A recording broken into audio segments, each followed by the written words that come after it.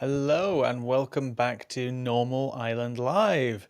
I am today joined by the wonderful Curtis Daly on this historic day. Curtis, is America going to be great again? Uh, I will. I'll let you answer that for me. I think it's fairly obvious. It's a big day, and I don't know about you, but in one way, I don't really care. I care because of the sort of the fallout from it. I care from the politics of it, but in another sense, I just don't care because everyone is fanfaring about it. The right wingers are loving it, and I'm just like, this is so cringe. It's like Trump's big boy day. So there was an The election. We get it, but well, let's all celebrate Big Boy Day. I just don't care that much. But of course, we need to discuss the politics behind it. We do, unfortunately. And all I can say is I hope that we can potentially, when I say we, not to put ourselves in line with anybody else, but when I say we, I just mean people who talk about politics. Hopefully, we can do a better job than what's previously been done in the past with Trump in power. Because I do feel like a lot of people maybe fell into a trap in terms of giving him coverage when he didn't deserve it and vice versa, and just sometimes almost like boosting him in a way. So hopefully we can all do a better job over the next 4 years. Who knows, maybe 10 years. He said he wanted to see if he can get in power even longer than one term, but we can come to that later. So we're covering mostly the US today, but we are going to do one story from our very own shores first. So, on Saturday, Jeremy Corbyn and John McDonnell, who, as we know, are two independent MPs, with John McDonnell having the Labour Party whip suspended last July for voting to scrap the two-child benefit cap, and Jeremy Corbyn, who was kicked out of the Labour Party and successfully ran as an independent in the last election, were due to be interviewed on Saturday by the police after attending the Palestinian Solidarity Campaign protest. So, what happened? Well, if you are the Met Police, they said officers were holding the line at the top of Whitehall to stop any groups marching, which would be a breach of the conditions. Despite their efforts, a large group was forced its way through and are in Trafalgar Square. More officers are being deployed. And then they said later that day, 77 people were arrested at today's protest. There was a coordinated effort led by the protest organisers to march out of Whitehall in a clear breach of the conditions. An investigation into those offences has been launched. Well, it was reported by the media that Jeremy Corbyn and McDonnell were amongst the people who breached the protest conditions and pushed past through to Trafalgar Square. They weren't immediately arrested at the time. Well, that's it. End of the story, right? Bad Corbyn, bad McDonnell, and nothing else to see here. Well, not quite, because Jeremy Corbyn posted later in the evening on X saying that this is not an accurate description of the events at all. I was part of a delegation of speakers who wished to peacefully carry and lay flowers in memory of children in Gaza who have been killed. This was facilitated by the police. We did not force our way through. When we reached Trafalgar Square, we informed the police that we would go no further, lay down flowers, and disperse. At that point, the chief steward, Chris Nynam, was arrested. We then turned back and dispersed. I urged the police to release all body cam footage and retract its misleading account of events. Now, there are multiple videos floating around social media with the clips that do not include Corbyn with the police. That include clips with Corbyn with the police saying to move back, and the crowd does keep on walking.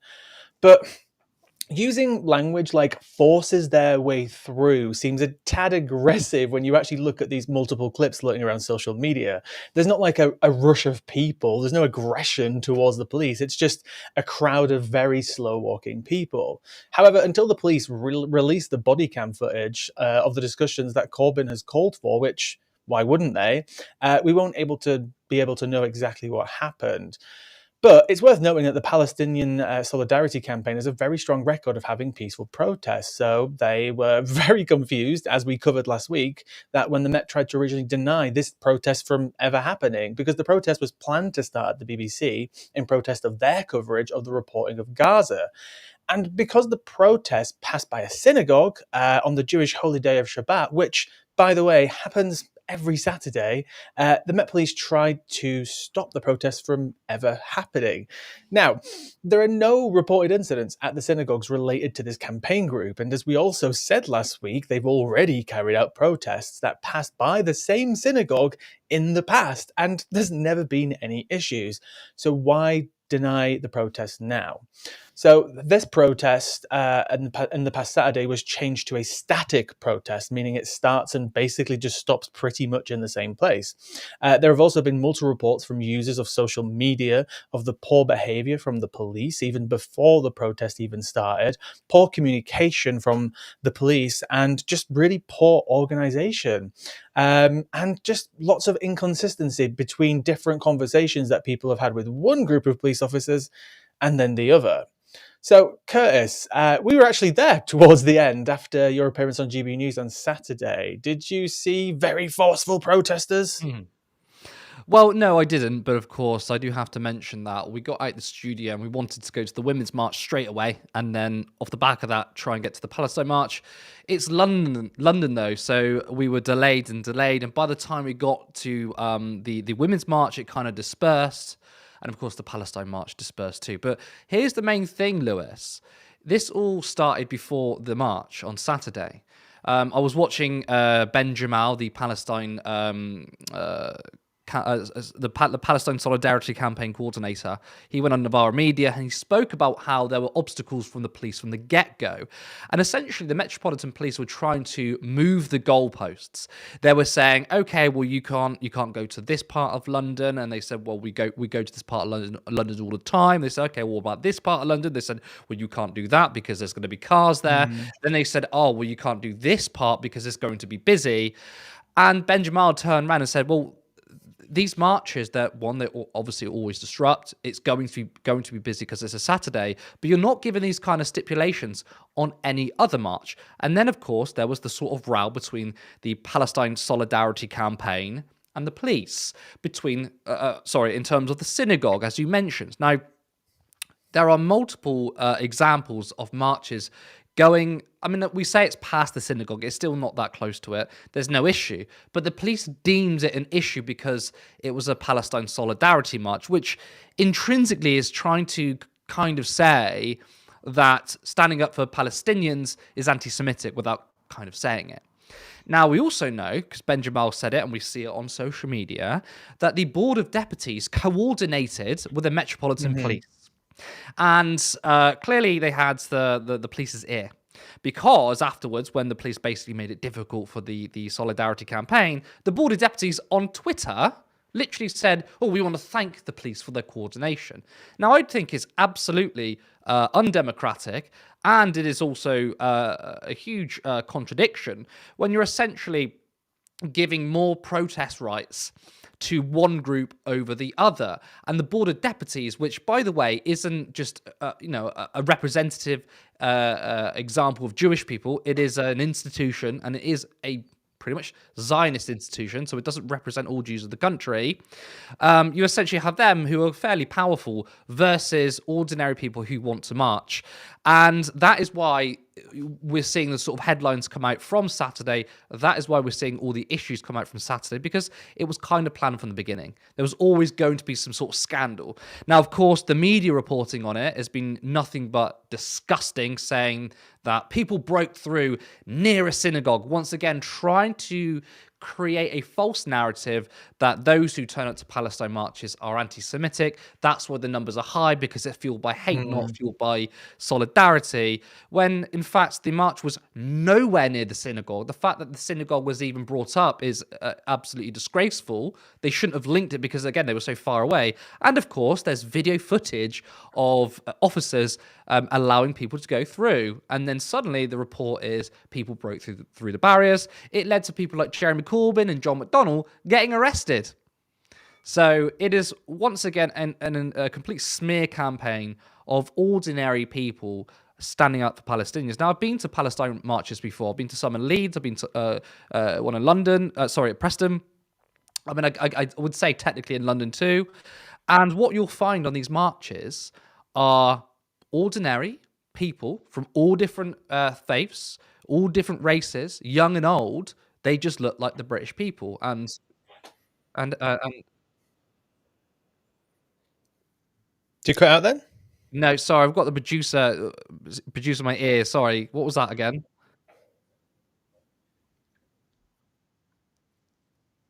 Okay, so it was a voluntary. Sorry, in Yes, terms it of Norm was. Macdonald and Jeremy Corbyn, they weren't arrested. It was a voluntary Yes. interview, but they were cautioned.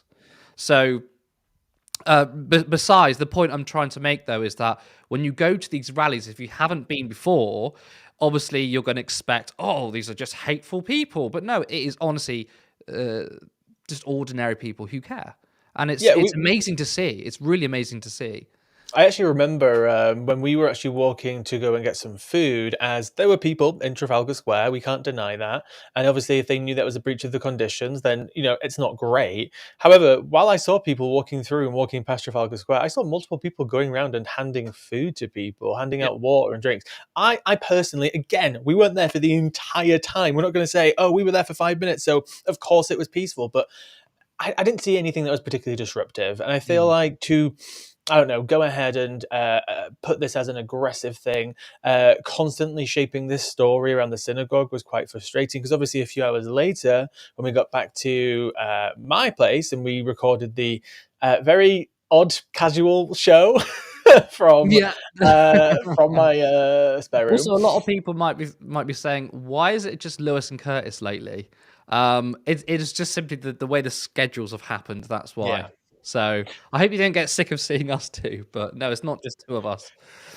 Um, Sorry, yeah. I was very frustrated because I remember reading on my phone any news that was coming out, and there was an article from LBC, and it popped up on my. I got a notification. It was like, "Oh, protesters arrested today with controversial protest in their synagogue," or something along those lines. So at this point, we didn't actually really know that loads and loads of people have been arrested. We heard that there was a few Mm, arrests. I clicked into the article, and obviously they talked about the synagogue in the title, and I was reading through it, and I was like, wait, there's been literally no incidents related to the synagogue.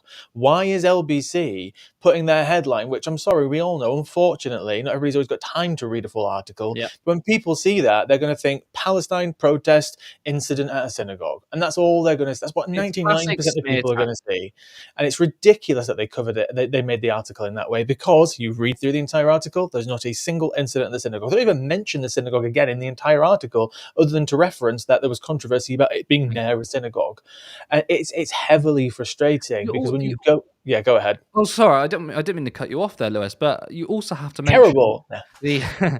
the sorry, you Mike Parry today. That there are dozens and dozens, hundreds of Jewish people who turn up to these London Yes. rallies, who are anti-Zionists, who stand in solidarity with the Palestinian people as well. And Zach Polanski, who himself is Jewish, is being attacked. He's been attacked before for being a so-called self-hating Jew, and he's had to defend himself once again. Well, over the last couple of days, by saying, "Well, I was at the march. I spoke at the march. I'm Jewish, and I support the Palestinian people." We also have to remember these guys too. So when the media sort of weaponize this and say, "Well, there was a synagogue nearby and there's something going on," they're obviously trying to say it's just basically Muslims on one side and Jewish people on the other side, and that's it. When it's not at all the case, but they want to essentially divide people by race and religion. Um, because that's what the media always do. It's their number one trick they do. I can't hear you, Lewis. Are you muted? Apologies. I think you just Uh, not mute yourself. no, I was clicking my fingers. Oh my god. Okay. You don't want to hear it on camera. That's Oh. why. Sorry, guys. Uh, Uh, um, yeah, that's it. I wish we had a better media. It's not about being like I've got I've got biases, all right. I've got things Yeah. that I support that I pay more attention to, but in terms of people like LBC, people obviously like BBC, who this protest was intended to be targeted towards, they've got a lot more questions to answer. I just don't think we're ever going to get proper answers for them anyway, and it's very frustrating. Mm. Now, we will hope that maybe the police will release the footage that Jeremy Corbyn has asked for, but you know what? I just really highly doubt it, to be honest. But maybe we will get further answers. I expect literally nothing more to really come from this. I don't think there's going to be any follow-ups. A few people were charged with public order offences, and that's probably it. I just hope that we don't see any more issues with these protests in the future. Why? Because there haven't actually been any issues until they started creating them, the police. Now, we are going to move on to the US. So much news has come out in the last few hours. So if you see anything new come out now, please do let us know. If you see me browsing my computer quickly, it is because I'm not being rude and ignoring Curtis when he's, giving great commentary. It's because insane news is literally coming out minute by minute. Um, there has been so much happening, and we can't cover absolutely everything with Trump's inauguration. Can't get my words out. But, you know, I don't want to spend that. Okay. Oh, sorry. Apologies. Something popped up on my laptop that completely distracted me with sound, a little pop up. Right, we can't cover everything that's relating to Trump's inauguration today. And you know what? I absolutely agree with what Curtis is saying. I don't care about his big boy day. We've got the BBC putting out clips of, oh, Trump can't kiss Melania on her cheek because her hat's so big. We've got, ooh, Hillary Clinton pulls her face when Trump says so much. And it's distracting from the insane news that has come out today. And, Joe Biden, as well, has obviously added to the field of crazy news that has come out. We can get to that a little bit later. But, speaking of Joe Biden, I want to celebrate the end of Joe Biden's presidency first by sharing this clip with you. I said, but Bibi, I said, you can't be carpet bombing these communities. And he said to me, well, you did it. You carpet bomb, not his exact words, but you carpet bomb Berlin. You dropped a nuclear weapon. You killed thousands of innocent people because you had to in order to win a war. I said, but that's why we came up with the UN. New deals by which what we would do relative to civilians and military. So he was comparing 21st century war tactics, battle tactics, with World War II. Well, what he was really doing is he was going after me for saying you can't indiscriminately bomb civilian areas, even if the bad guys are there. Even if the bad guys there, you can't take out 2, 10, 12, 1,500 people, innocent people, in order to get the one bad guy.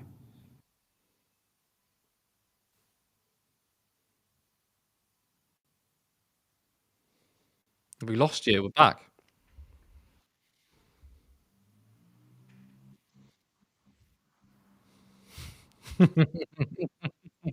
Let's try and wave at him. Lewis. Are we back on? Because from my screen, I can still see the Biden interview. No, we are back on. We've been back on for a while. Oh, all I can see on my screen is the Biden interview replaying. Well, this is awkward, guys. I can't see myself, but Curtis can see me, so hopefully you can. Yeah. Curtis, this was released on Friday or Saturday by MSNBC. It's Joe Biden's last big interview before he went off. It's about 50 minutes long. But in this clip, Curtis, did Joe Biden just admit he knew all along Israel were committing war crimes? Yes, he did. And, he's lost his cognitive ability to even catch himself out there, which obviously the media, the journalist, I forgot his name, didn't pick up on. Because, of course, he's quite literally said, well, Bibi, you can't bomb an area where there's 1,500 innocent people just to get that one bad guy. But I was always told for 15 months that they didn't know that was happening, and they said, look, they would withdraw weapons from Israel if there was any war crimes going on. They said they wouldn't respect the ICC and the ICJ. But it's very, very clear, and look, we all knew this anyway, that Biden knew these were war crimes, knew this was happening, but he didn't have the backbone to stand up to Netanyahu, partly because Biden and the Democrats are weak, and I mean extremely weak, but also because half of them, or most of them, are Zionists. And I think, whilst I don't think Biden is quite like Ben-Gvir, Smotrich, and Netanyahu, that he celebrates the death of Palestinians, I don't think he wants dead Palestinians, but he's clearly more committed to the idea of having a good relationship between the USA and Israel, that he'll basically not press on the issue of war crimes and genocide. It was also very interesting the Netanyahu brought up the UN. Sorry, no, it's very interesting that he brought up Dresden, because he said, well, hold on a second, you're lecturing me on war crimes, but you did war crimes. I'm like, is that a rare moment of Netanyahu also understanding that he's committing war crimes? Yes, it is. again, with Netanyahu and the rest of them, they probably know they're committing war crimes, but they think they're just because of their hatred for Palestinians, their hatred for Muslims, and also because they're staunch Zionists and colonialists. But it is ironic that he brings up Dresden. And then, like, Biden gave a good answer, but also in context, it was also completely unreasonable. He says, well, that's why we created the UN. And that's true. I mean, the UN is a way of trying to hold states to account, which they're trying to do. And of course, Israel, the US, and the UK keep vetoing when we, actually start holding Israel to account. So he's like, he's right. He's almost saying like, yeah, well, I acknowledge the wrongdoings we did in the past, and that's why we created the UN. But at the same time, Biden doesn't stand with the UN against Israel. So there's no point having a UN. There's no point saying, well, we created the UN or helped create the UN when you're not even going to enforce the laws of international law on your pal Bibi. So it's very telling what he said. He clearly didn't understand that he basically said the quiet part out loud, but the interviewer also didn't pick up on it anyway. Yeah, it's very frustrating. This is his legacy, right? He has allowed all of this to happen because he had the power this entire time to stop it. He could have stopped it on day 2 if he really wanted to. He could have done the Reagan and just phone up and just make it stop. And essentially now Trump has had his Reagan moment now because of this. Joe has handed him this victory. And again, we talked about last week about this idea of like, oh, it's not about who gets credit. I'm not like trying to distribute credit to anybody. I don't care about that. It's just that something like this will now bolster and also help Trump in his path to get away with more things in the future, because he can now claim that he is the peacemaker and unifier. And while he's also then gaslighting other people to say why he's about to do something crazy and insane, which we will come to soon. But just to reference, today in his speech after he got inaugurated, he said, I'm going to be a peacemaker and a unifier. And then 2 minutes later was talking about how we need to literally take back the Panama Canal from China because they've taken it. So it's moments like this where Biden has failed so much that it could very much well allow Trump to literally invade Panama off the back of actually one of our enemies has taken it. And by the way, like, I don't want to do this because look, I'm the peacemaker. Look what I did look what I did in Israel and Gaza. I'm the peacemaker. I'm only doing this because I really, really, really have to. And I think that's going to be the power now that Biden has pandered Trump because of Biden's failures. Well, I think it's I mean, I hammer this point all of the time, but I think it's so true that policy doesn't matter. It's again vibes. It doesn't matter that Donald Trump isn't a peaceful president. We have records for when he was president in 2016, how hawkish he was.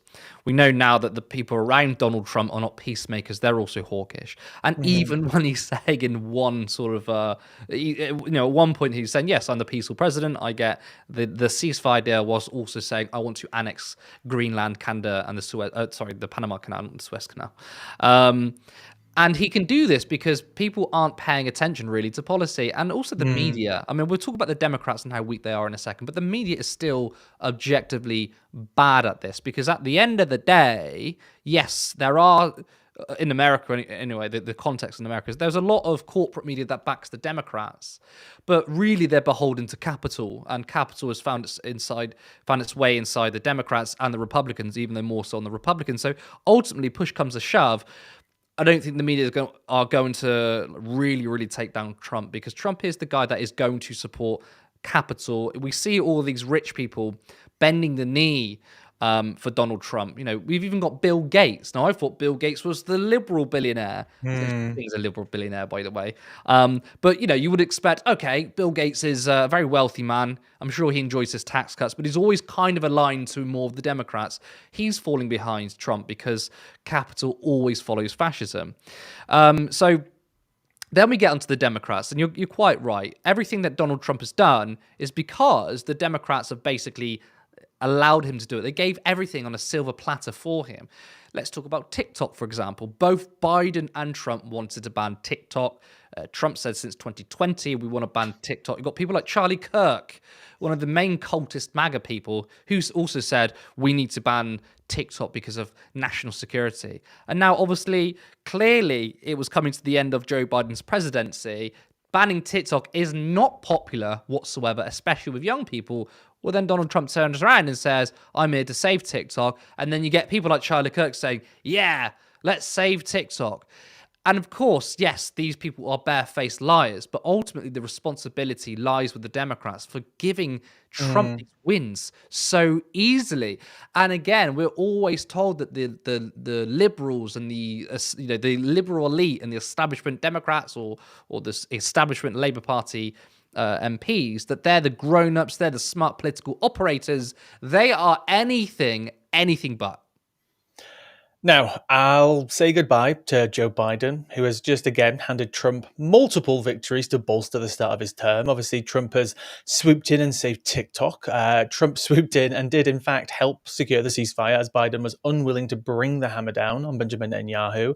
It allowed Trump another victory. And the economy is actually doing really great and projected to get even better, which again, Trump will take credit for. And now, on to the man himself, Trump.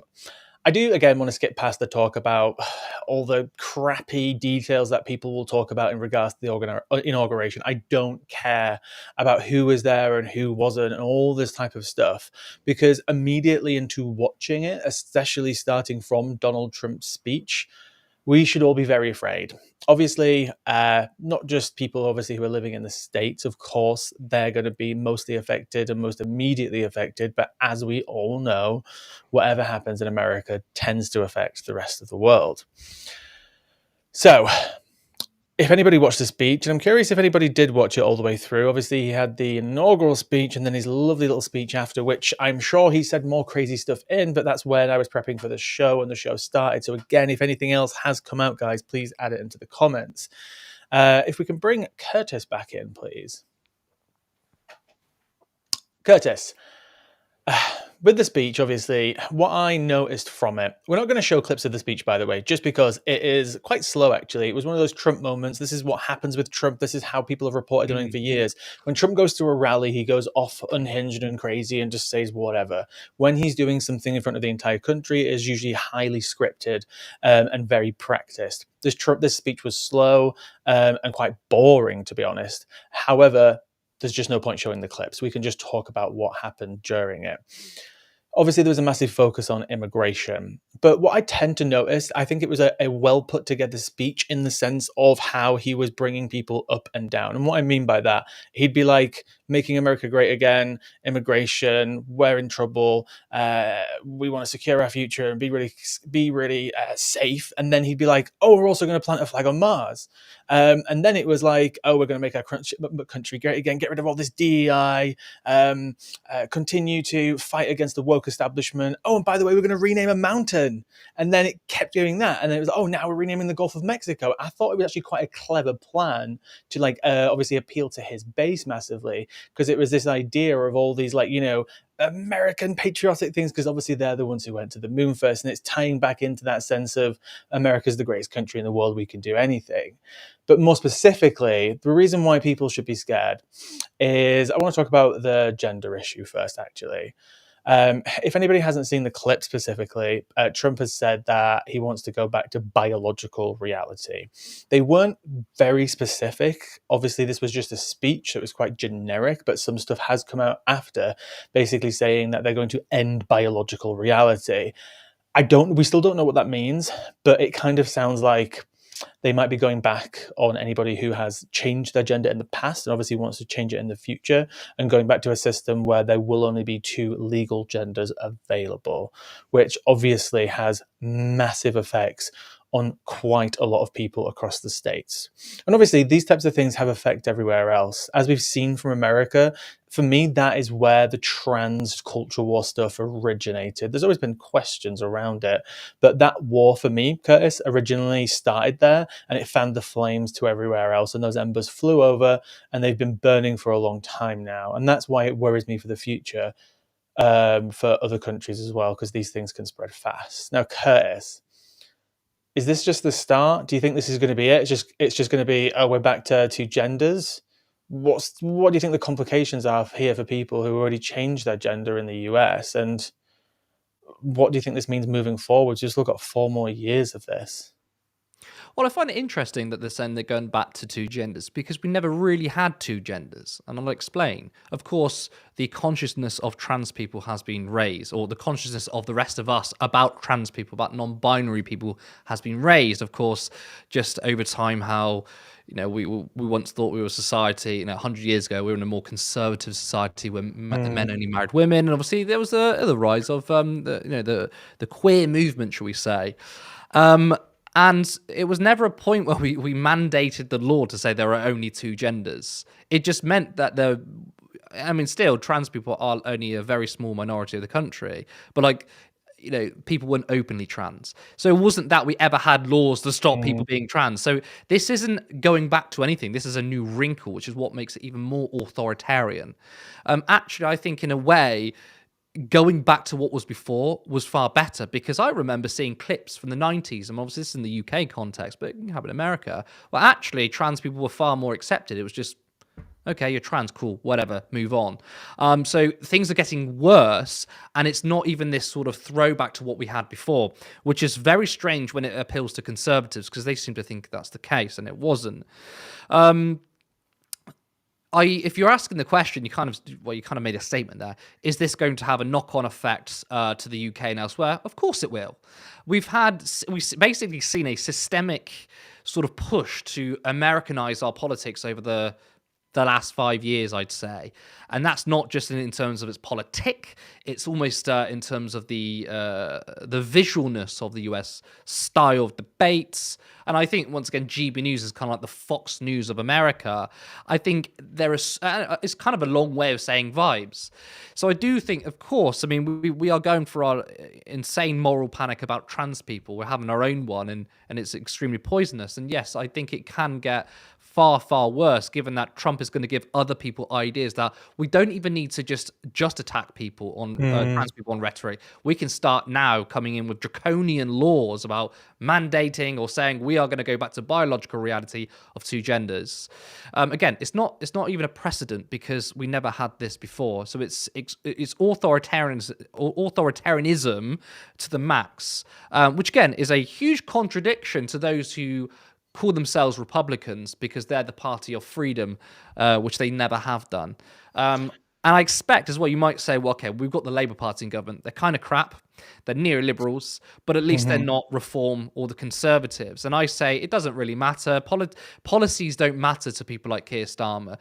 We've already seen moves from Wes Streeting and how incredibly transphobic he is. So it's not even like we can say, in terms of the US Democrats, the US Democrats will be horrifically pro-corporate on their economic policies. But at least in some cases, even if it's just rhetoric, they were more stronger on trans rights. So you could say, well, at least with the Democrats in power, things aren't going to get better, but they're not going to get insanely worse like a Trump presidency or GOP presidency would be. But you can't say the same for the Labour Party, because the Labour Party have zero backbone. And we're seeing David Lammy, again, the guy who has no principles, he's a complete weather vane, now saying that he's completely praising Trump. He's almost fawning over him. So I don't even have faith in our milquetoast liberals to stand up for just the basic liberal values, because they've broken that anyway.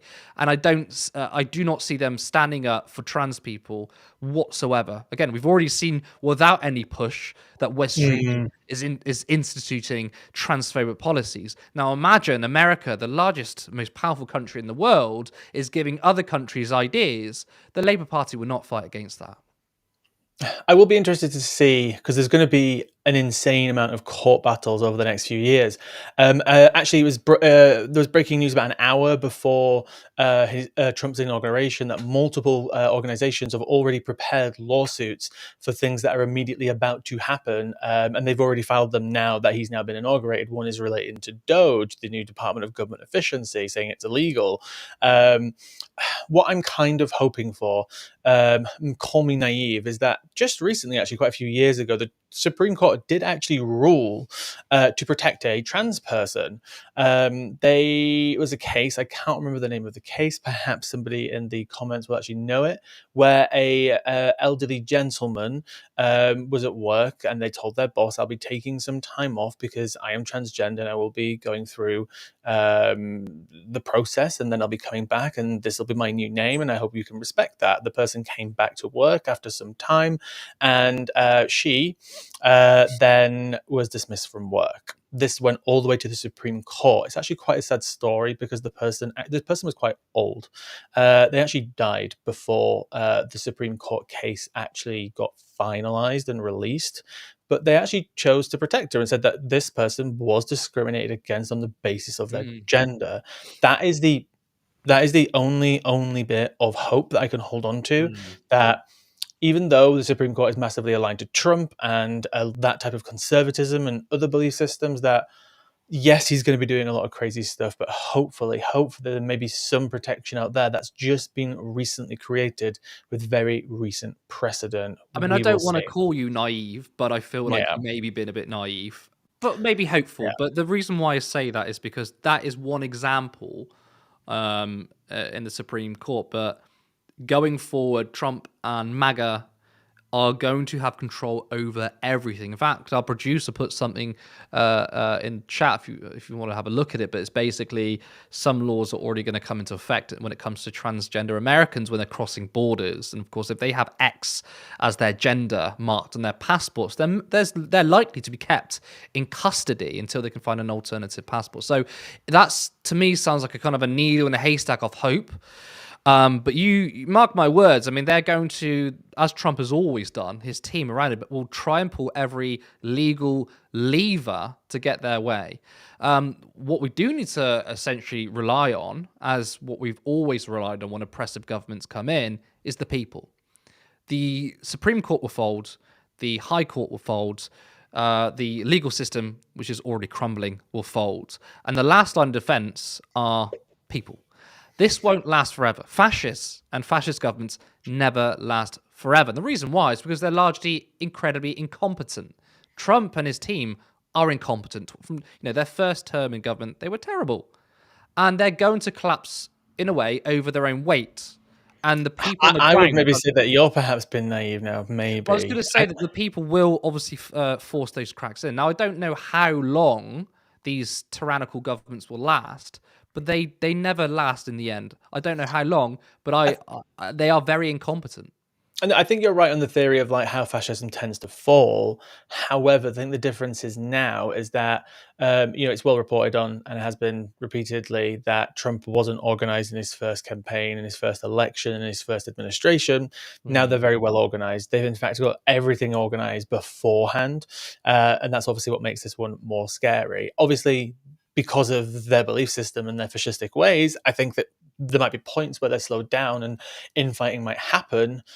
But we'll have to obviously see and wait. But I do want to read out actually what the producer did send to us I just just want to quick quickly. jump in Oh, there. go ahead. Go ahead. I mean, you're right in what you're saying that Trump 2.0 is far more scarier because they're far more motivated. But I don't agree that they're more organized. I mean, we're actually already seeing splits from the right before he was even president, when he was just president-elect, when it came to the HB1 visas, where basically the MAGA base didn't want these that were based on immigration to come down. They didn't want these visas issued. And then, of course, Elon Musk, who, his number one priority is capital.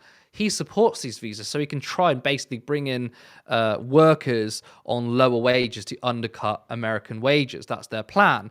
That was already a split. Now, Trump sided with Elon Musk because at the end of the day, I think there are people who are far more ideologically fascist than Trump. Trump is a fascist, but he, once again, like Elon Musk, they're both wedded to capital. It's not like the Charlie Kirks of the world where their ideology is just pure fascism. So you're seeing cracks begin to happen there, and that is what's going to happen down the line. You're going to have the base that's going to say, we want you to implement these destructive economic policies because we essentially want to kick out the immigrants and basically become a white nation. And the economy doesn't agree. The economy doesn't agree drastically reducing immigration. So Trump may, and there's already been waves about trying to clamp down on immigration. the economy will suffer because of it.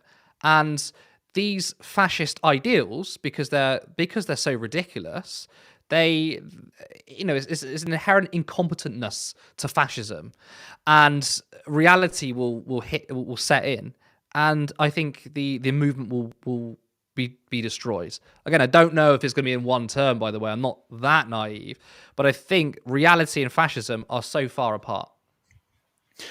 Yeah, absolutely. Obviously, we're gonna have to wait and see what happens. There have been some cracks, but I think they've yet to form into anything bigger than that. But we will see. I am gonna come back to Elon Musk in a moment, and you know why. But I do want to quickly read out what Callum, the producer, sent to us about what NBC has said. So NBC spoke to a lawyer earlier today regarding transgender Americans. So the lawyer said that transgender Americans, especially those who have X as their gender marker on their federal documents like passports, should exercise caution when leaving the country, as they could have challenges re-entering the United States and could even be held in detention by border agents. If a customs and border agent can't enter a person's X gender marker into their system because it's not recognized by the government, they might not allow that person back into the US, and that means they could be then stuck in customs and border security protection until they can work with the department to then change their gender back. Essentially, that's theory from this lawyer. It's not exactly what's going to happen, but it's obviously very realistic, because if that's no longer accepted, why would they let them back in the country? Because the documentation wouldn't match it.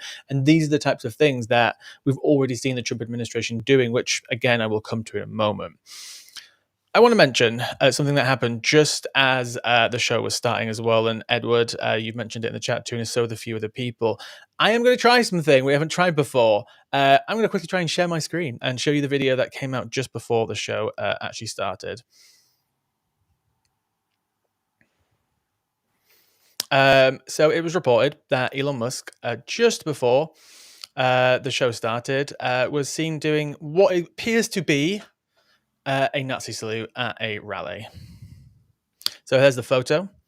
Here's the video.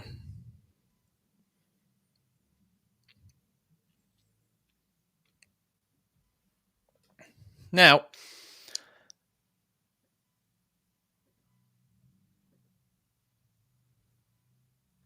I think I might have messed things up. Callum fixed it. Thank you very much. Did that show, Callum? Yeah, we saw it. Okay, perfect.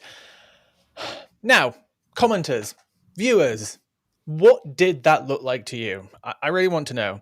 Yeah, I can see Scottish's reply immediately already. Like, I find this whole rhetoric quite interesting, Curtis, about rhetoric, appearance of things, right? We have an administration. No, actually, it's not even just this administration. Let's get this right. When it comes to anti-Semitism, when it comes to Israel, when it comes to Jewish people in general, they make themselves appear to be these big allies of different groups of people, obviously specific to Israel, but obviously just like the wider Jewish diaspora, and that they're against all of these anti-Semitic things. We've got a clip like this coming out today from Elon Musk. One of the preachers today who came in just before Trump's inauguration, they had multiple people come from multiple diasporas of Christianity. They had a rabbi as well. One of the guys has literally been caught on tapes telling people how much he hates Jewish people multiple times. We have multiple people in this administration who we know, the Charlie Kirks of the world, the that right wing Fox News kind of types of people. They are inherently and historically the most anti-Semitic types of people. I just don't get this weird balance that we have of where the saviors and friends of Jewish people in Israel, but we're also insanely anti-Semitic at the same time. I struggle with it. I don't know how to process when I see things like this. Thoughts? I know that was just word salad, but thoughts? No, I can see exactly why. So a while ago, or quite a few years ago, there was a political party, it still probably exists somewhere in the ethos, called Patriotic Alternative. Now, when Turn F was just me on my own using an iPhone, I did a response video of a Joe Decay who called up LBC, who pretended to be someone else.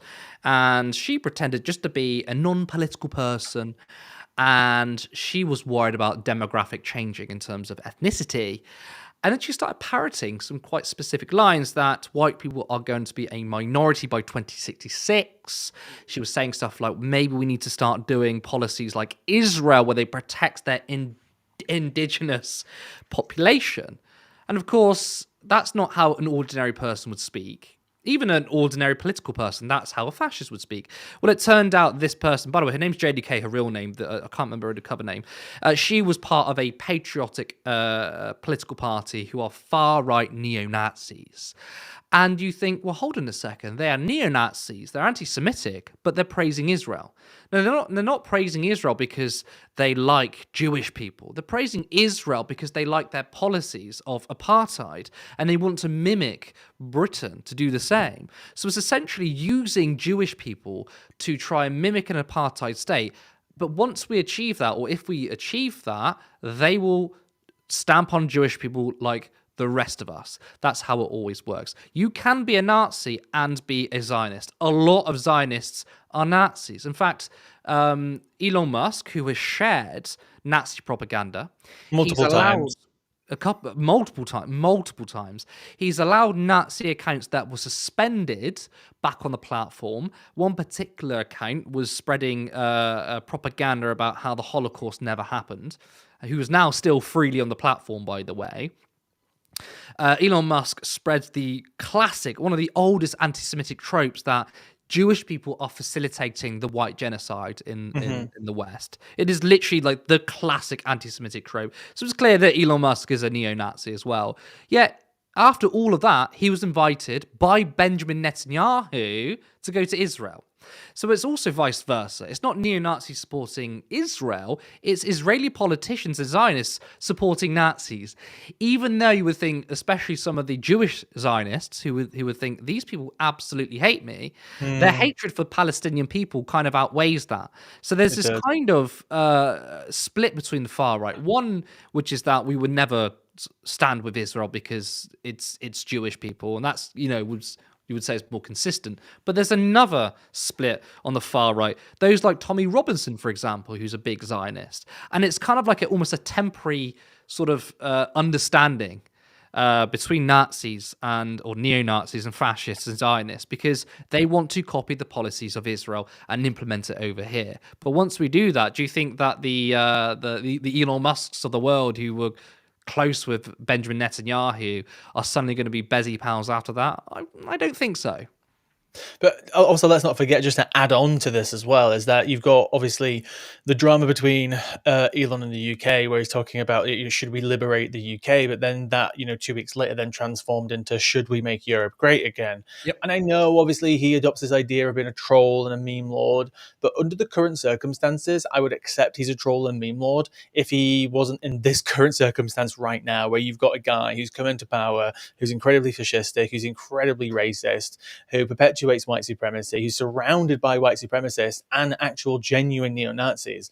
That's why it has to be taken absolutely and completely seriously, everything that they say. And this is what deeply scares me. Now, there are some people in the comments arguing, not the right word, discussing about this is apparently called a Roman salute and not an actual full-on blown neo-Nazi salute. From what I understand, this type of salute is just a variation of something similar. It's still obviously a fascistic salute, as people have pointed out. Either way, it's a fascist salute, and that's all that matters in the context of this conversation. Now, that only, suddenly came up right before we started, and I think it's just important as well, just to also note that right now the Proud Boys are marching through Washington, D.C. too. And again, there is so much news coming out, and this is part of their plan. Donald Trump spoke about this over the weekend. He was being advised by his advisors to actually do lots of these directives and a lot of these executive orders over the space of weeks and months, so they he can feed it to his supporters and keep them happy. Look, I'm doing this. Next week, I'm doing this. And he was just like, no, we're doing it all at once. And I actually think strategically that will help him, because if you absolutely flood the zone, this is probably the most flooding of the zone that has ever been flooded. And I know that sounds like a bit of a word salad, but it is. If you actually look at the amount of things that are being announced today, the amount of news that is coming out, the potential of up to 1 to 200 executive orders. 1 week ago, it was being reported it's going to be 100 executive orders. And then yesterday, we're now being told it could be up to 200 executive orders. We've just found out as well in the last 10 minutes, because there was a lot of speculation about the pardoning of the January 6th supporters. Apparently, the reporting is he's now saying that he is not going to fully pardon the violent ones. He's just going to commute their sentences slightly, and then everyone else is just going to get pardoned. So we will see what happens with that. There is so much coming out. However, I want to talk about immigration for a moment. A lot has come out about that too. So, as we know, Trump has absolutely promised to his supporters, obviously, in this administration and the last, to obviously reduce immigration, to fight against it, to build the wall, all the similar rhetoric. But obviously, this time he is going a lot further. One thing that's happened today is that they've suspended an app which was brought in by the Biden administration called the CB1 app, which allowed people who were waiting on the Mexican side of the border to book appointments to come in and see immigration officers, to attend appointments related to their immigration status, to try and obviously get a more settled status into the country. Everything here was perfectly legal, and the app was actually praised in reducing illegal border crossings because it actually gave people a safe route into the country. They have just shut that down today with absolutely zero warning. Now, literally thousands of people are just cut off. These people have been following the rules for years. They've been attending every appointment, coming over the border and then going back. Because if they don't go back, then they lose their application and they'll never be allowed in again. This was a perfect scheme to allow people to come into the country safely and legally, and they have just shut that down today. Thousands and thousands of people are now just been told, no, you're halfway through your application, gone. You're in the last step of your application, gone. You are never coming back into this country again. We also had Trump declare national emergency at the border, saying that he's going to be using the military to go to the border. How that will pan out, I don't know. In terms of, are we expecting them to use force? Are they going to start using weapons? Who knows? But then on top of that, the most scariest thing that's come out of today, this has been talked about now for the better part of about 6 months, is that he enacted this thing, he said he's going to enact this thing called the Aliens Enemy Act. And just to give you an idea of how far back this thing goes, it's the Aliens Enemy Act of 1798. So we're talking, around the inception of America. And it's a wartime authority that allows the president to detain or deport the natives and citizens of an enemy nation. The law permits the president to target these immigrants without a hearing, based only on their country of birth or citizenship. Although in the past the law was enacted to prevent foreign espionage and sabotage in war times, it can be and has been wielded against immigrants who have done nothing wrong.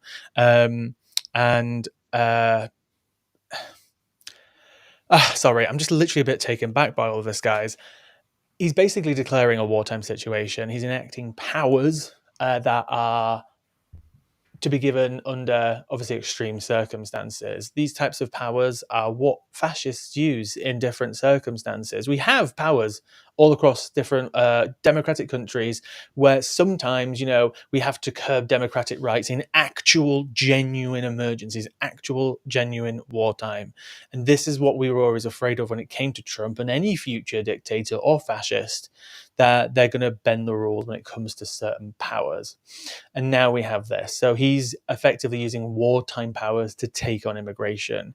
And it has also been reported that in about 12 hours, there's going to be multiple raids across multiple cities, mostly democratic cities like Chicago and Washington as well, apparently.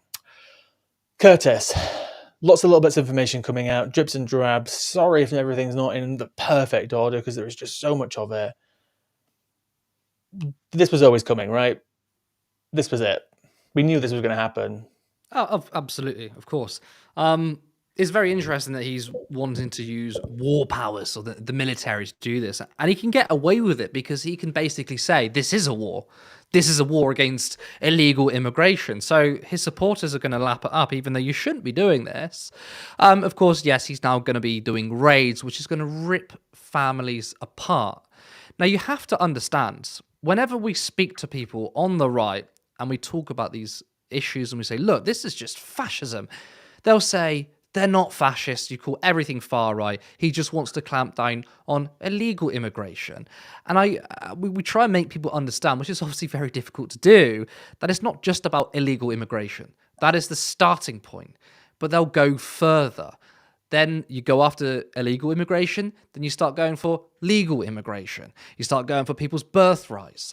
You start going for family members. And it gets to the point where you are literally going around the country and deporting people based on the color of their skin. That's what essentially Donald Trump did the first time around with the Muslim ban.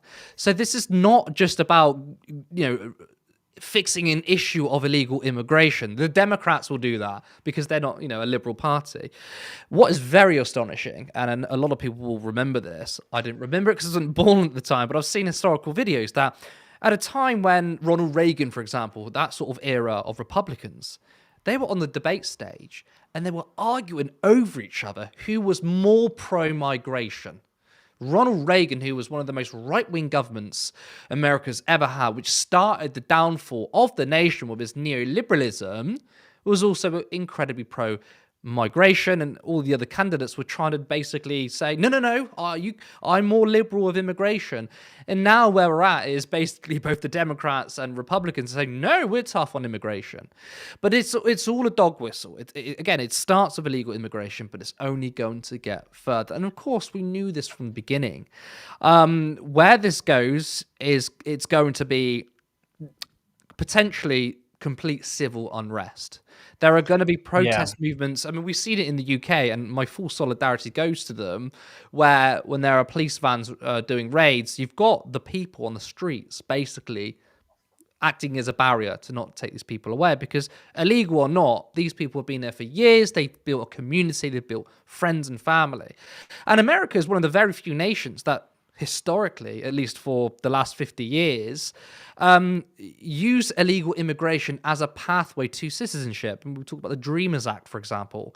Given how the racist past of America, it's quite astonishing that actually successive governments, at least for a good few decades, tried to essentially, instead of just saying to illegal migrants, you need to go back, there was always a path towards citizenship, something that we've never had.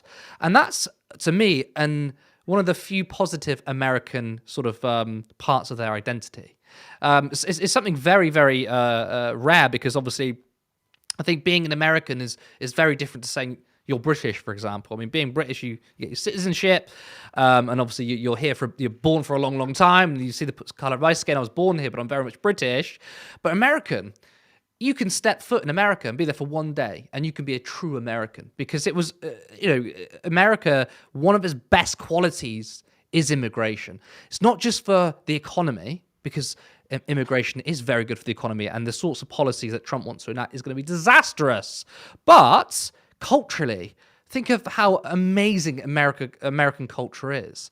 Think about, when it comes to the arts, when it comes to movies and music, it's such a mixed pot. So just to add in quickly, actually, Curtis, there's actually been studies on this, believe it or not. They actually studied, there's a massive report in 2015, I can't remember its name, but essentially they studied people who came to this country at an extremely young age versus those whose parents came here as immigrants and then gave birth to a child. And they've actually found that people who are in families whose the wider family has a more secure level of status within the country, aka citizenship, versus a migrant family who's either recently come, they actually not use the word assimilate. They fit in better. They are more secure within the country. Basically, the studies prove that you're way better off actually having a policy like this, because it secures people in that country rather than them potentially having any sort of like dual relationship with multiple countries. It actually makes them more into the idea of like what an American's supposed to be. Like, I hate the whole argument around like assimilation and fitting in, all that type of stuff, because it comes in many forms. But if that's what they want people to do, actually taking birthright citizenship away would do the opposite of what they're intending. However, I do want to quickly read out with the birthright citizenship on topic as well. So yes, he has threatened to get rid of birthright citizenship. So this would require an amendment to the Constitution, apparently. So it's the Section 1 of the 14th Amendment. All persons born or naturalized in the United States and subject to the jurisdiction thereof are citizens of the United States and of the state wherein they reside. And no state shall make a law that will ever abridge this freedom. However, so this was originally brought in. The history behind this is to do with obviously people who were slaves or former slaves or children of slaves who didn't have citizenship, because we've got former presidents who wanted to keep the country extremely white. They said that extremely openly. And obviously it was an issue around Native Americans too. So the issue that we have now is that they want to somehow change this or get rid of this. And how are they going to do that? They don't actually have the consensus for a constitutional amendment. So what is the only pathway to changing something in the Constitution? Is the Supreme Court, by changing the interpretation of it. So the previous case on this was actually challenged. And this is actually the most interesting part, I think, about this. The Jim Crow era, which it was brought around, and I think it was around 1890 or so, the Supreme Court obviously ruled that the same but equal type of thing that brought around the Jim Crow era was actually completely legal under the Constitution. And then a couple of years later, a case came before the court, a Chinese man who was born in the country to Chinese immigrants' parents, and they said that he wasn't allowed citizenship, and he took it to the Supreme Court, and they said, no, the 14th Amendment says that you are allowed citizenship. That same court ruled almost unanimously that that person can have citizenship just simply because he was born here. So the same court that brought around the Jim Crow era, that's how racist they were actually completely aligned on this idea of if you're born in the country, you just can't mess with that. There is no messing with that whatsoever. However, there's always somebody who's going to argue against that, Curtis. So the new theory is, this is the theory that they're going to put forward, apparently, to get rid of this part of the 14th Amendment and change it, is that when this amendment was created, they actually they didn't really have controlled borders. So the people who created this amendment wasn't thinking about immigrants. It was only ever intended for enemies of the state. And apparently that's how they were going to try and get rid of it. I feel like we need to look at how constitutions work in a lot of countries. If we can just simply stack a court with your people, and then you can just change the meaning of anything. Well, I mean, and I was talking to you about constitutions the other day, but we can talk about that. We can talk about that another time. I mean, with the American Constitution, it's largely very, very clear. And they have some fantastic parts in the Constitution. So it's very funny to me that they're going to try and argue against it by saying, well, at the time, they believed this, they believed that. Well, are you a psychic? You can't get into these minds of historical figures who are dead. So to me, that's a very long way of putting it, that they're just chatting utter bullshit. That's all it is. The Constitution is very, very clear. But it's also, once again, very funny. It's the sort of contradiction of Republican politics that we care so much about the damn Constitution, but actually they really, really don't. Republican politicians hate the Constitution. They use it and say we love it to sound patriotic, but really a lot of their ideals go against the fundamental message of the Founding Fathers. Namely, one of them is religion. I mean, the Founding Fathers wanted a secular state, a freedom of religion, but freedom from religion, a separation between the church and state. Now, do Republican candidates and Republican politicians adhere to that? Of course they don't. They want a American theocracy or Christian theocracy, and that is what the MAGA movement essentially is. So it's very difficult to navigate the constitutional argument, because it would be very nice to say, look, here's the Constitution, you can't do this, but you've got so many political actors who weaponize the Constitution because deep down, they don't actually support it. I completely agree. If you're just going to bend any rule in favor of your ideology, you're putting the ideology of the person or the movement above the Constitution. Therefore, you don't care about the Constitution. Obviously, I could talk anyway for hours about how you could change things to make it better for the future. But right now, this is what we're stuck with. Again, all I can do is naively hope that some of these people on the Supreme Court, just a few of them, because we know how the court's going to vote. We've got three. This is how it's framed. Obviously, we've got 3 left-wing Democratic judges, and we've got 6 right-wing Republican judges. And there has been multiple cases actually in the last couple of years where they haven't actually sided with Trump, and they haven't sided with Trump administration related issues. So it's not as simple as like they're always going to align with him. However, sometimes these cases aren't something that's like deeply, ideological. It will be interesting to see what happens over the next few years. You know what? we could hash this out. Mm. I really think Biden should have stacked the court. If he's going to go out there, and by the way, we didn't mention this earlier, but Biden, 5 to 10 minutes before power was officially handed over, pardoned a few members of his family. Mm. I think it was 5 or 6 of the other Bidens, just in case. Obviously, the mindset is that just in case any of them get targeted by the Republicans now they're in power. And obviously, earlier in the day, he pardoned people from the January 6th committee. He pardoned Anthony Fauci, and he pardoned General Miller. I can't remember his name. And obviously, the reason why I'm bringing that up is, oh god, I literally lost my point. What was the point I was making before the pardons? What was I saying a second ago? I'm glad he pardoned Fauci. Oh, sorry, yeah, The with the Supreme Court, Yeah. is that obviously situations can be absolutely weaponized, and I get why Biden's done it. And oh my god, I'm literally blanking out, guys. Oh my god, I've been reading Well, I mean, so we much spoke news about this today. before the Sorry, show. reply. You reply, and I'll just look here and smile. Well, we spoke about this before the show because you wanted to Yes. talk about the pardoning from Biden in relation to what Trump is going to do. I think there's also been discussions around how Biden is pardoning so many Michael people. reminded me, I'm going to stick with it, stacking the courts. This is why Biden should have stacked the courts. If he's going to have the foresight to pardon all Mm. these people, pardon all these family members, thank you so much, Michael, that he should have had the foresight to just stack the courts. I don't care if it would have caused more constitutional issues and protests or any of this type of stuff, but ultimately what is going to happen is that a lot of ideological things which are going to bend the Constitution are going to get through. And if you care about the future of the country, I think a short-term stacking of the court would actually make people happy because it will protect them, but also make people realize that this system is so flawed and it hopefully needs to change. Because that's the one thing that he could have actually done, and he didn't do.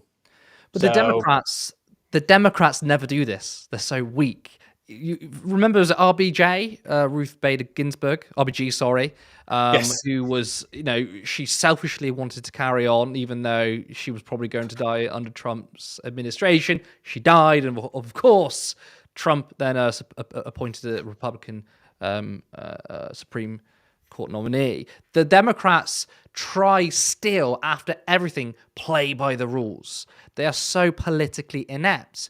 When the Republicans weaponize everything, they will weaponize the courts, they will weaponize the legal system. Yet the Democrats still have this weird idea that they're wedded to just being the stand-up people who stick to the ins and outs of the political system. You can't do that. Because first of all, the rules aren't good enough to protect people's rights. But since the Republicans are going to always use foul play, the Democrats are actually doing the American people, a disservice by not fighting. They never fight. And then they wonder how Trump gets in and how fascists get in because they are so politically inept. It is beyond frustration. and as well, obviously, on top of all of this, I think if we slowly move on to one more tiny topic, is that it's still being reported, but wasn't necessarily mentioned today specifically. They talked about tariffs and the most beautiful word in the world, but he didn't specifically say what he was going to do today. And I haven't seen any more news on it unless anybody else has in the comments. Thank you. But obviously, the idea is that he said multiple times that he wants to put a 25% tariff on Mexico and Canada, that he wants to do it with other countries as well. This is a posturing by Trump which he's tried in the past. There was a NATO meeting that I was reading about today. I remember reading about it when it happened, that on the way to the NATO meeting, he said, I'm pulling out of NATO. And then, obviously, suddenly people made declarations of how much they're going to increase their funding. And I get it, right? I get it. If you're in NATO, I don't want to argue about NATO good, NATO bad, all this type of stuff. But if you're in NATO and you have this agreement that you're going to spend this much, you should spend it. But the method of helping your allies do that shouldn't be, I'm going to pull out and he knows how much power he has by doing that. And he essentially does take this approach to so many other things. He's not tariffing them because he wants to make all this money, like he says, or he's not tariffing them because he actually wants to, make America great again through business being built more up in the US. The idea is that I'm going to push you into a corner until I get exactly what I want, just because I can, and that's how much power I have. And governing by that effect is very scary and very dangerous. And we've seen all the leaders, except actually credit to Macron, actually, who's actually been standing up to this, but everyone else has been trying to kiss the ring. Everybody else is like, oh my God, we need to work all the diplomats. We need to cozy up to Trump. We need to do everything that we can to make sure he doesn't tariff us. And Macron was literally tweeting out today saying, no, we need to stand up to this. Like, no. So, kudos to him. But Trump does have the power to essentially try and push all of us around, and they continue to do so. We've seen it in the Israel and Gaza reporting. Is it time just to say, fuck off and ally up and everybody come together? So, so Trump is a businessman. Okay, one thing he does know how to do is negotiate, and that's basically who he is as a person. He will bully, he will threaten to get his own way. The problem is you can't do that in government. Being president of the largest country in the world, or whatever, you have to lean on cooperation. I know not a lot of presidents do that, but for a better world, a more cohesive world, you need cooperation. But that's not Trump. Trump is all about trying to get the best deal. Now, you're absolutely right. I don't think it's about even bringing in more revenue to make the country richer. I think it's down to his ego, his feeling of power over other people. Now, these tariffs he's touting, again, the tariffs are economically disastrous. Of course they are. But do you know what? People like strong leaders. And that's not just those that like fascists. That's unfortunately basically most people. They like seeing strong leaders. And one way to signal that you're a strong leader is to say, hey, we're going to slap tariffs on you if you don't do what we want. And people, because politics has been so ineffective in our lives for so long, people just want solutions. They just want solutions, and they're sick and tired of the political establishment that doesn't deliver. So that is why Trump is incredibly appealing by saying, I'm going to sort this out, and I'm going to do it the hard way. I'm going to play hardball. Now, of course, in reality, tariffs are not a good idea. Tariffs will make the American worker and the consumer far worse off, and of course, small businesses too. But that, again, doesn't really matter because Trump isn't thinking about economic policy. He's actually just doing some virtue signaling that I'm the big guy and I'm going to take on these countries, and all it takes is a backbone, and that's it. When clearly, something like this, it's not. It's far more to do with cooperation or cooperation. So it's all about rhetoric for Trump. I do expect there will be a lot of pushback within the Trump team and those around him to drop the tariffs. Probably someone like Elon Musk, because someone like Musk and those other incredibly wealthy people don't want this. They want global trade. Again, it's not economically beneficial. So Trump, I think, is signaling to his base, which sounds really good because it's all red meat stuff, but economic reality is going to set in. Basically, the thing that will come down to is whether Trump will give it up and stick to capital or stick to these tariffs. Now, we've already seen when it came to the visas, Trump bent the knee. Musk wanted to keep the HB1 visas, so it's entirely possible that the tariffs are also just talk now. But who knows? I was just putting Michael's comment up, obviously. Imagine if there was a union of countries in Europe, like we could all stand together, united maybe. Well, obviously, this is, I don't know if everybody saw the news because it wasn't well reported on, but Ed Davey did his first big speech of the year last week, basically saying we needed to obviously go back in a customs union, which is obviously a step closer to Europe, a big step because it would really help us. But the idea behind that, as he explained in an interview, is that it's all about preempting what Trump is about to do. That was his inspiration. That's why he changed his mind on all of this, because originally this is not something that they said that they wanted going into this election. It's since then, and since Trump has come out saying he's going to do all these crazy economical things, that, Ed Davey, as obviously it's easier for him as, a person in opposition and not in the majority to make this move. But I think it's extremely practical. I don't think he's just saying this to get one over on Keir Starmer and win some voters over. I genuinely think he actually cares about this. I actually genuinely think he's trying to actually preemptively think ahead. Because right now, what our government's doing behind closed doors is obviously trying to cozy up to Europe and also cozy up to America. And at some point, if this kind of rhetoric continues, if we go down this path and we do start all tariffing each other and everything goes a bit crazy and there's splits, I still don't know at this point who Labour would side with, whether it be the EU or US. I really don't know. I want to say, I think you'd guess the US, but you let me know. Well, I want to say something about the EU because I know a lot of people say, "No, if only there was a European Union that could sort of fight against these oligarchs," right?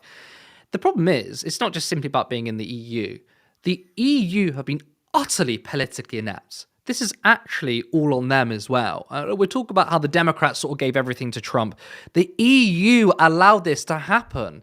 I think we have to get past this idea that we would be saved if we were still inside the European Union. I mean, for decades, what has the European Union done? It's stuck to austerity politics. It's treated its members like crap, namely Greece. And the reason why Brexit happened is because the political establishment, which includes the European Union leaders, have utterly failed the people. So I don't want to hear sort of like, well, if only we were in the EU, we'd be protected. And actually, the EU can fight against Trump. They had their chance to fight against the oligarchs, and they didn't. So everything that's happening now, the rise in fascism in the West, it is down to the liberals. It's the same story over and over again when there is no alternative, and the liberals and the establishment political parties or politicians fail us. It always leaves a path for those like Trump, and the EU has been completely complicit in all of this. So it would, I mean, the EU could have been incredibly effective to try and tax these people, because of course little Britain on its own, especially when it's little puppet state to the US, is very hard to take on the likes of Trump. We simply can't do it. We simply won't do it. The power of the EU could do that, but the EU themselves have been utterly politically inept as well. So it's all a mess of their own making. And all this is just going to obviously continue in terms of the rhetoric of, bolster, because this is what Trump does, right? He just continues to make threats and threats and threats. But I did listen to an interesting interview yesterday with the former leader of Australia, whose name I can't remember right now.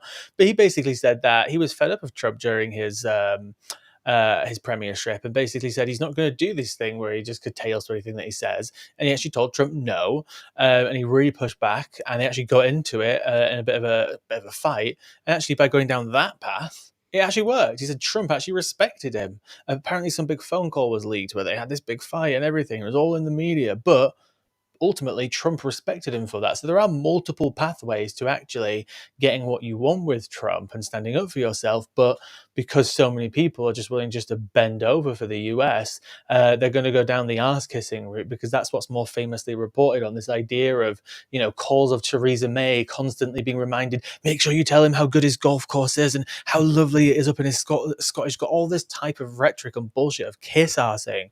I think if everybody just came together, the European Union, imagine the posturing of Mexico and Canada working with the UK, the European Union, Australia, New Zealand, and these are the Western powers, because obviously, ultimately, that's who has the economic power within those spheres, because obviously we're not going to be talking about China and these other places, Well, it'd be and very just all interesting stand up to him. It'd be very interesting to see the rise of BRICS and how this handles it, because obviously there are some Yes. countries in the BRICS that I politically do not align with whatsoever.